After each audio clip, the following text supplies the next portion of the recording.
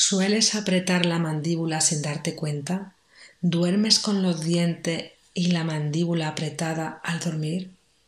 Te voy a enseñar a hacer unos ejercicios para quitar tensión de la mandíbula y relajarla, para poder descansar y evitar problemas dentales, problemas en la articulación de la mandíbula y el bruxismo, además de evitar dolores de cabeza por crear esta tensión en la mandíbula y problemas de cuello, ya que esta tensión se extiende al cuello y a la nuca.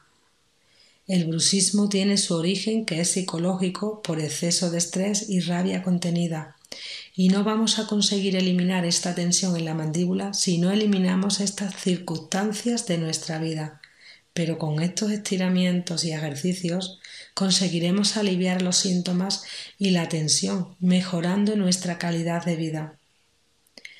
Este ejercicio número 3 lo podemos hacer sentados en el suelo, en una silla o de pie.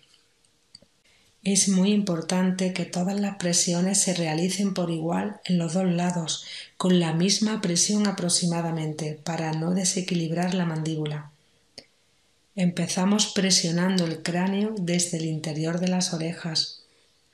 Vamos presionando con las manos mientras aflojamos la mandíbula con la boca entreabierta, soltando la tensión por completo. Ve cambiando la posición de las manos y presiona por diferentes partes cercanas a tus orejas y huesos del cráneo.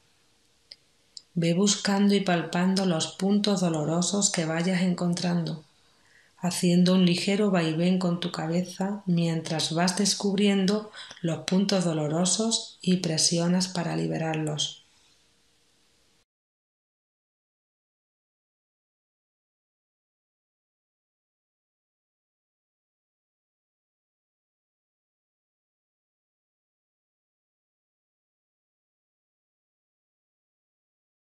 Siente cómo te consuela dejar la boca un poco abierta y relajada mientras presionas debajo del hueso de los pómulos. Coloca la mano debajo de las orejas y vuelve a aflojar la boca y toda la mandíbula.